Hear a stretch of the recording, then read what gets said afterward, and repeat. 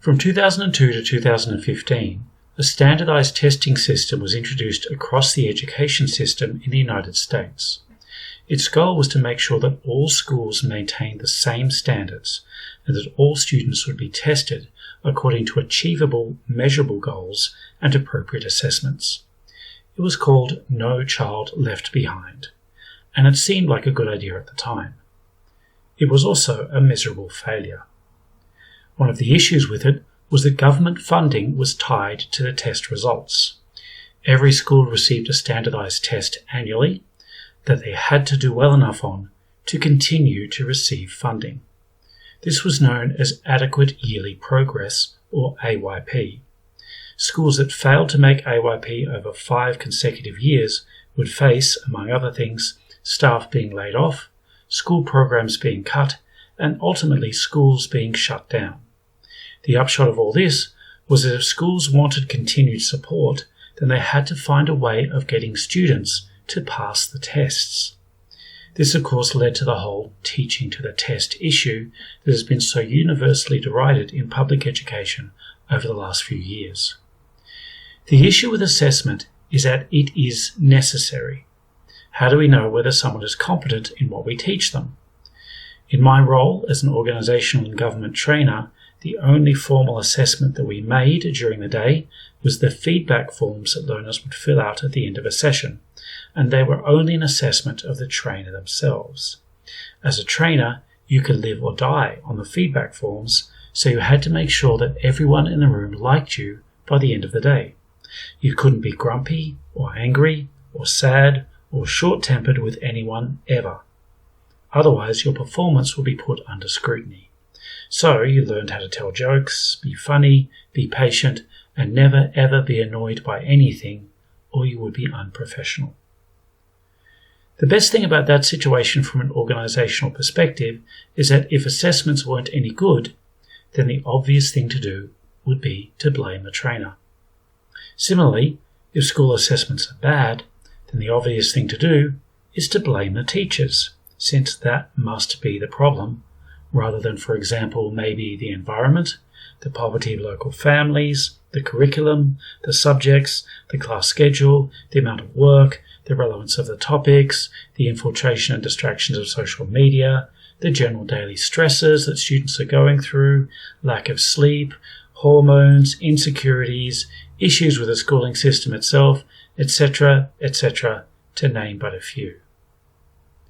The issue with assessments, like schools and jobs, is that one size doesn't fit all. Schools are expected to do as well or better in each class every year or risk losing their funding. This means a student's entire life will revolve around that test. When I was growing up, we had to complete the higher school certificate at the end of Year 12, which was a series of tests for each subject that determined our tertiary entrance score, which meant which degrees we were able to apply for to get into university. It was a good way of essentially cataloguing a huge number of students, much the same way as cataloguing livestock to determine which ones were better and which were worse. At the end of the day, it did little to help anyone who didn't fit into the mould, and more often made learners who didn't respond well to tests feel even more like failures than they already did. I ended up getting a high enough entrance score for a science degree, even though that was not what I wanted to do. But my score was too low for communication, which is what I did want, so I ended up changing and moving to communication anyway in my first year. So the question is, if assessment is necessary, which I think it is, then how do we reconcile assessment to make it more practical, but at the same time more individually focused, without losing the precision and the standardization that is needed? A fully realized assessment system needs to be developed in the same way as assessments are determined in the world of work within organizations and businesses.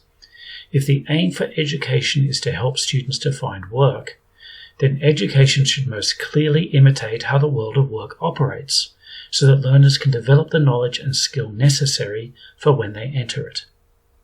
I think, therefore, that a few things should be implemented. Assessment should be skill-based.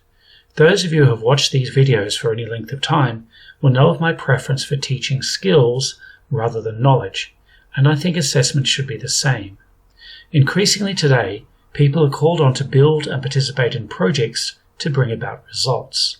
Skills such as creating, innovating, and building new and fresh solutions to problems are held in high esteem.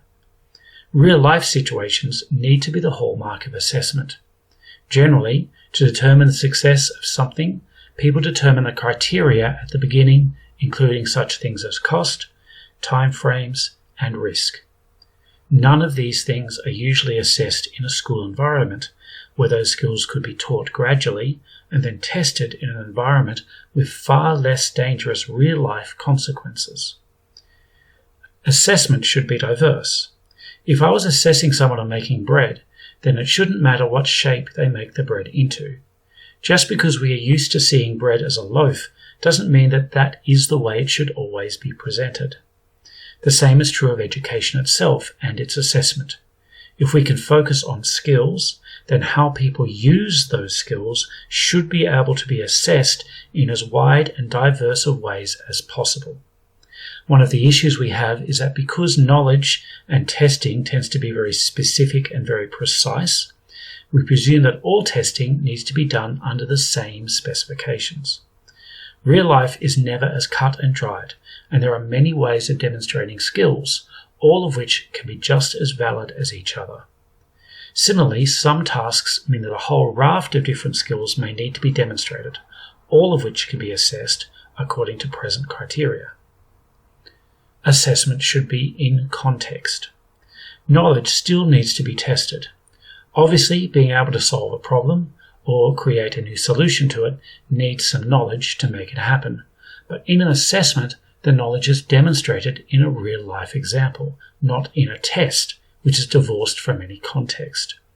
Knowledge should always be contextualized through the skills that demonstrate it. Appropriate assessments need to be developed for appropriate real-life situations, not just what would you do in this situation, but seeing what they actually do in that situation, and then if it doesn't work, what could they do differently next time? Because their next time is bound to come. Assessment needs to be failure-driven. Success is born from failure. It doesn't run from it. If we bring up a generation of learners who are scared of failure at school, because if they fail then the school loses its funding or some other consequence, then they will grow up not wanting to try anything new for the rest of their lives. They won't want to experiment.